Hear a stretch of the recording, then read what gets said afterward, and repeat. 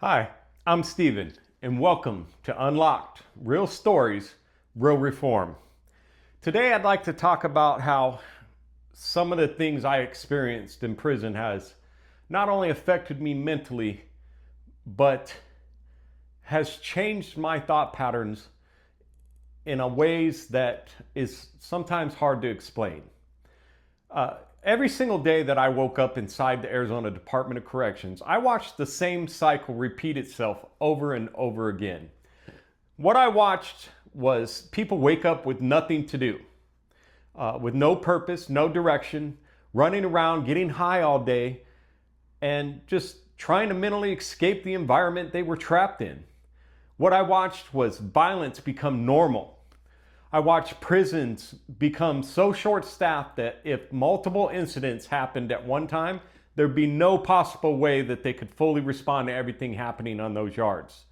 I watched overdoses happen constantly.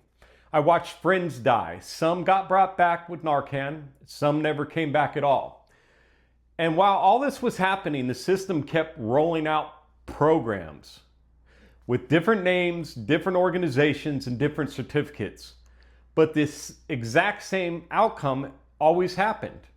I watched inmates go through these programs high out of their minds just to get a participation certificate to walk right back out onto the yard and go right back to getting high again. That's not rehabilitation, that is participation. For 18 and a half years, I watched the same cycle repeat itself almost with no meaningful large-scale cultural change inside the system. I watched hopelessness destroy people. I watched men commit suicide because they couldn't mentally take it anymore. I watched assaults. I watched corruption. I watched tactical search units from their own internal culture where violence against inmates became normalized. I saw signals, flashes, coordinated behavior with my own eyes over the years. I was assaulted myself while in handcuffs for speaking out during a search one time. I had to sue the Department of Corrections after being forced to run barefoot across the blacktop after a search, and my feet were severely burned at the bottoms, and that case was settled by the state. Now, these aren't rumors. These aren't internet stories. This is lived experience. And what I'm tired of hearing is watered down conversations about rehabilitation while the same environment keeps producing the same results. Because environments shape behavior.